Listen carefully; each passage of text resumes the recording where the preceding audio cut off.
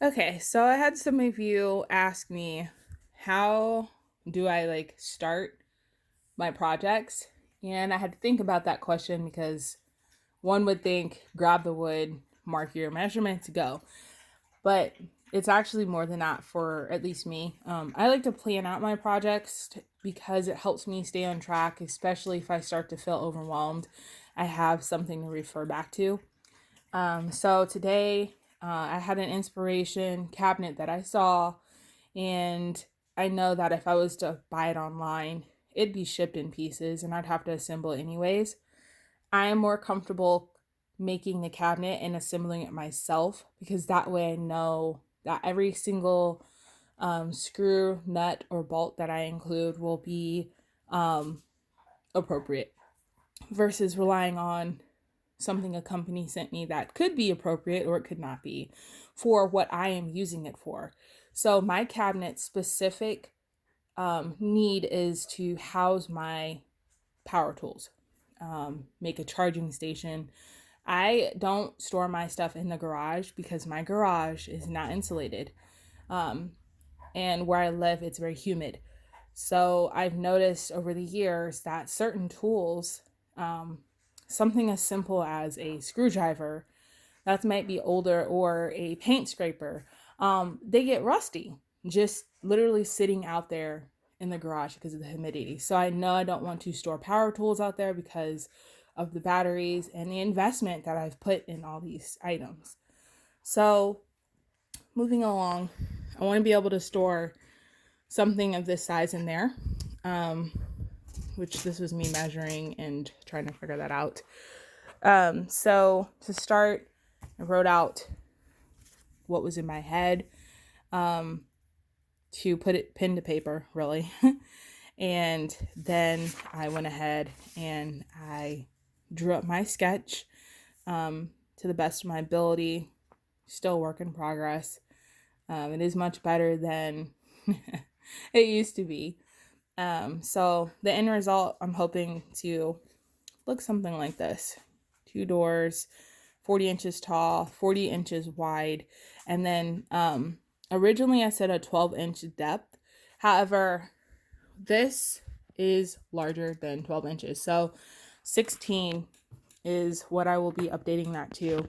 And then I'm going to have 4-inch legs, mainly because this is going to be over a vent area. And I have heard that furniture items that are stored over a floor vent unit kind of create negative air pressure or negative flow value in a room. So I'm hoping having it 4 inches above that vent, as well as a vent hood that kind of directs the airflow out from underneath instead of straight up, will prevent that kind of situation. So moving on from here, I had started this about a month ago, and then life happened.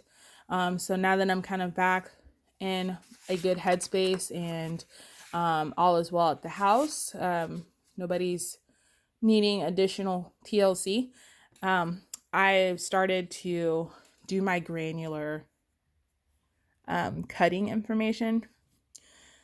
I'm using pre-COVID lumber, the last of my 2x4 stock.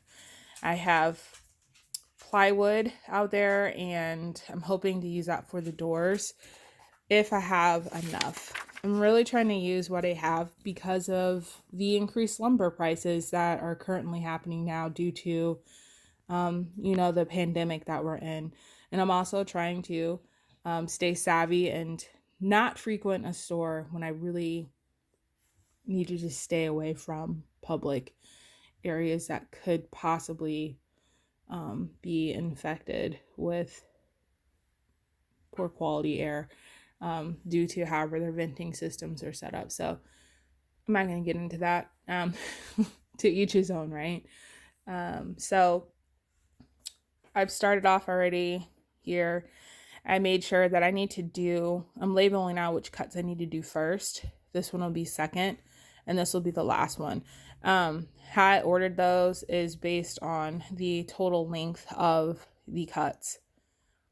So hopefully I will be able to get all of the 48 inches, and then hopefully most of the 40 inches. And if I have to go pick up more boards, which I really hope that I don't remember how much count wise I have in my stock, but I know whenever I did buy 2x4s, they were 8-footers.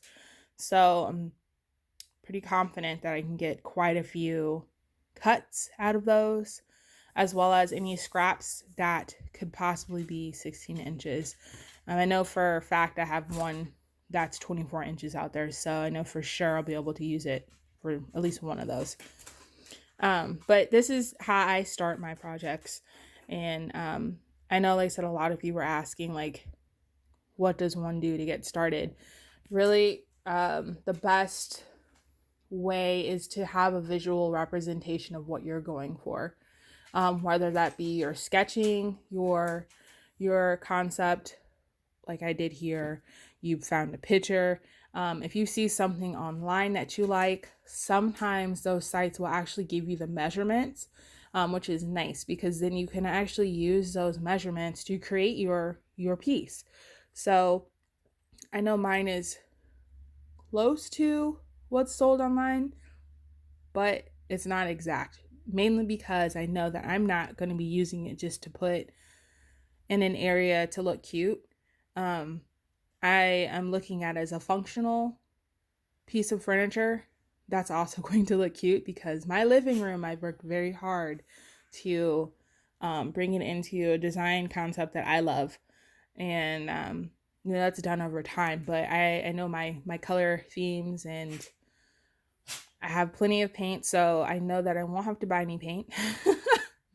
But yeah, I'm gonna continue on because I'm burning daylight here, and we're in November now, so I feel like today is probably gonna be the last warm day that we're gonna get. It's supposed to get to about 50 degrees, which is perfect for me because I can just bundle up, go make my cuts. If I've got to do any painting or priming, I can do that, and then probably throw a heater in the garage, which will help increase that temperature to around 60 degrees or so Fahrenheit in order to create that area that needs to be there for your items to cure properly.